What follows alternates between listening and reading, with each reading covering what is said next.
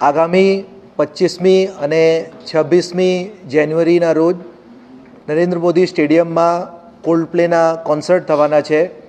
એમાં બંને દિવસોમાં 1 લાખ ફેન મળીને કુલ 2 લાખ ફેન આવવાના છે।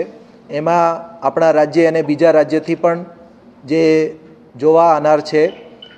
આપણે સુરક્ષાના ધ્યાને જુદા જુદા રેન્કના અધિકારીઓના બંદોબસ્ત લગાવવામાં આવ્યા છે, જેમાં 14 ડીસીપી, 25 એસીપી, 63 પોલીસ ઇન્સ્પેક્ટર કક્ષાના અધિકારી, 142 પોલીસ સબ ઇન્સ્પેક્ટર અને 3581 હેડ કોન્સ્ટેબલ, કોન્સ્ટેબલ અને મહિલા પોલીસ મળીને કુલ 3825 જેવા પોલીસ અધિકારી અને જવાનો તૈનાત રહેશે। એમાં સ્ટેડિયમના બંદોબસ્ત અને ટ્રાફિક બંદોબસ્ત તેમજ રૂટ અને હોટલના જે બંદોબસ્ત છે એ સામેલ છે। આપણે જે સ્ટેડિયમ છે એમાં જે કોઈ આવનાર છે એના માટે ગેટ નંબર 1 અને 2 છે, ત્યાં મજબૂત બેરિકેડિંગની વ્યવસ્થા ગોઠવવામાં આવેલ છે। એની સાથે સાથે ત્યાં પોતાની ટિકિટ બતાવીને જે દર્શક આવશે એની ડીએફએમડી દ્વારા ચેકિંગ થશે અને એચએચએમડી દ્વારા ચેકિંગ થશે અને સ્ટેડિયમમાં કુલ 270 જેટલા સીસીટીવી કેમેરા છે સુરક્ષા માટે। એની મોનિટરિંગ માટે કંટ્રોલ રૂમ બનાવવામાં આવ્યા છે અને ત્યાં કોન્સર્ટ જે જોવા માટે આવનાર છે એને ઇયર પ્લગ્સ આપવામાં આવશે અને આ બંદોબસ્તમાં ખાસ કરીને જે મહિલા દર્શક વધારે સંખ્યામાં આવવાના છે એના માટે મહિલા પોલીસ અને મહિલા અધિકારીઓ વધારે રાખવામાં આવેલ છે અને જે સ્ટેડિયમ છે એમાં નિયમિત રીતે મેચ હોય છે, એના માટે ગ્રાઉન્ડમાં દર્શક આવતા નથી, પણ આ વખતે જે કોન્સર્ટ છે એમાં સ્ટેડિયમના જે ગ્રાઉન્ડ છે એમાં પણ દર્શક આવનાર છે।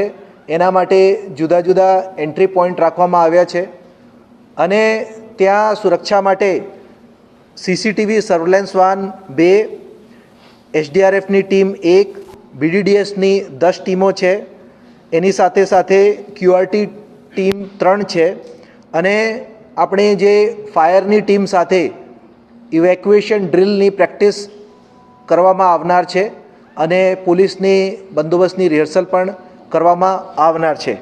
એની સાથે સાથે જુદા જુદા બ્રાન્ચોની ટીમો પણ તૈનાત રહેશે। ત્યાં મેડિકલ સ્ટેશન કુલ 11 કિયોસ્ક ઊભા કરવામાં આવ્યા છે। એની સાથે સાથે 7 એમ્બ્યુલન્સ, જેમાં કાર્ડિયાક સપોર્ટ સાથે એમ્બ્યુલન્સ રાખવામાં આવનાર છે અને 2 મિની હોસ્પિટલ ઊભા કરવામાં આવ્યા છે, જેમાં દરેકમાં 3 બેડ થશે। એની સાથે કુલ સ્ટેડિયમમાં 6 ઇન્ફો ડેસ્ક ઊભા કરવામાં આવ્યા છે, જેમાં કોઈ મિસિંગ ચાઇલ્ડ હોય એની ત્યાં જાણ કરી શકાય, લોસ્ટ એન્ડ ફાઉન્ડ કોઈની વસ્તુ કોઈ ગુમ થઈ ગઈ હોય અને બીજી માહિતી માટે ત્યાં ઇન્ફો ડેસ્ક ઊભા કરવામાં આવ્યા છે। જે ટાઈમિંગ છે એમાં 2 વાગે સ્ટેડિયમના ગેટ દર્શકો માટે ખોલવામાં આવશે અને જે કોન્સર્ટ છે એ 5:15 વાગે ચાલુ થશે અને રાત્રે 10 વાગે એ પૂરું થશે। જે આપણે ચેકિંગ છે એમાં 2 આપણે મોબાઈલ સીસીટીવી બેગેજ સ્કેનર રાખવામાં આવ્યા છે અને ત્યાં પીએ સિસ્ટમની વ્યવસ્થા પણ ઊભી કરવામાં આવેલ છે। એની સાથે સાથે ટ્રાફિકના જે બંદોબસ્ત છે અને જે ટ્રાફિકના જે ડાયવર્ઝન છે એની માહિતી ટ્રાફિક ડીસીપી પશ્ચિમ નીતા મેડમ આપશે।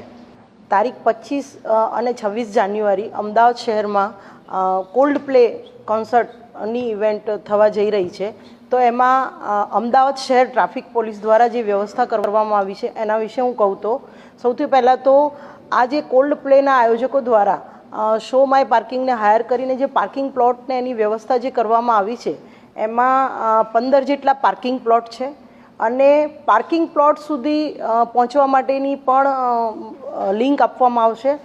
શો માય પાર્કિંગ જે એપ છે એના દ્વારા પાર્કિંગ સ્લોટ બુક કરાવવાથી સીધા એ પાર્કિંગ પ્લોટ ઉપર જવાશે। જે પાર્કિંગ પ્લોટો 1.5 કિલોમીટરથી વધારે અંતર ધરાવે છે, 1.5 કિલોમીટર અથવા તો 1.5 કિલોમીટરથી વધારે, તો એવા પાર્કિંગ પ્લોટો ઉપર શો માય પાર્કિંગ દ્વારા ફ્રી ફેરી સર્વિસનું પણ આયોજન કરવામાં આવ્યું છે, જેથી કરીને એ સ્ટેડિયમ સુધી એ ફ્રી ફેરી સર્વિસમાં પાર્કિંગ કરી અને પહોંચી શકે છે. આ જે પાર્કિંગ પ્લોટ છે ત્યાં આગળ પણ કેટલીક ફેસિલિટી પણ રાખવામાં આવશે. તદુપરાંત જો હું વાત કરું કે ગવર્મેન્ટ ટ્રાન્સપોર્ટેશનની, તો મેટ્રો ટ્રેન દ્વારા પણ એની ફ્રિકવન્સી વધારવામાં આવી છે અને લગભગ દર 7 મિનિટે મેટ્રો ટ્રેન પણ ત્યાં સ્ટેડિયમના ગેટ સુધી આવશે અને એની ફ્રિકવન્સી પબ્લિકના ધસારા ઉપર સતત વધારવામાં આવશે. એ જ પ્રમાણે BRTS અને AMTSની પણ ફ્રિકવન્સી વધારવામાં આવી છે. મણિનગર રેલવે સ્ટેશન ત્યાંથી પણ AMCને જણાવવામાં આવ્યું છે, તો AMTS અને BRTSની સીધી સ્ટેડિયમ સુધીની કનેક્ટિવિટી પણ બસ દ્વારા આપવામાં આવશે અને ફ્રિકવન્સી પણ વધારવામાં આવશે.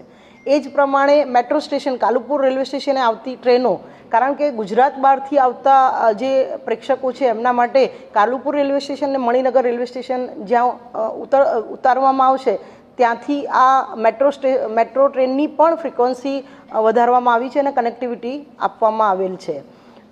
તદુપરાંત આપને જણાવું કે કદાચ એરપોર્ટ કે ત્યાંથી ઓલા ઉબર કરીને આવનાર જે પ્રેક્ષકો છે એમના માટે પણ આપણે સાબરમતી મેટ્રો સ્ટેશન છે ત્યાં ડ્રોપ પિકઅપ પોઈન્ટ છે અને આ બાજુ 4D મોલ વિસદથી ગાંધીનગર તપોવન રોડ ઉપર 4D મોલ છે ત્યાં પણ પિકઅપ ને ડ્રોપ કરી શકાશે ઉબર ઓલાનો જો ઉપયોગ કરતા હશે તો તેવા પ્રેક્ષકો માટે. આ જે ઇવેન્ટ છે એમાં જનપત ટીથી મોટેરા ટી સુધીનો જે માર્ગ છે એ તારીખ 25 અને 26 બપોરે 12 વાગ્યા પછી ઇવેન્ટ પૂરી થાય ત્યાં સુધી બંધ રાખવામાં આવશે વ્હીકલો માટે. તો જે માર્ગ બંધ રાખવામાં આવ્યો છે એના સિવાય વૈકલ્પિક માર્ગનો જો ઉપયોગ કરવાનો હોય તો તપોવન સર્કલથી લઈ ONGC સર્કલથી વિસદ ટીથી જનપત ટી અવરજવર કરી શકશે. તદુપરાંત કૃપા રેસિડેન્સી ટીથી સરણ સ્ટેટસ 4 રસ્તાથી ભાટ કોટેશ્વર થઈ એપોલો સર્કલ થઈને પણ એના બદલે વૈકલ્પિક રસ્તા ઉપર વ્હીકલો અવરજવર કરી શકશે. ટ્રાફિકનો જે આ બંદોબસ્ત છે એમાં DCP, ACP, PI, PSI અને ટ્રાફિક જવાનો લગભગ 1100 જેટલા ટ્રાફિક બંદોબસ્તમાં રાખવામાં આવશે.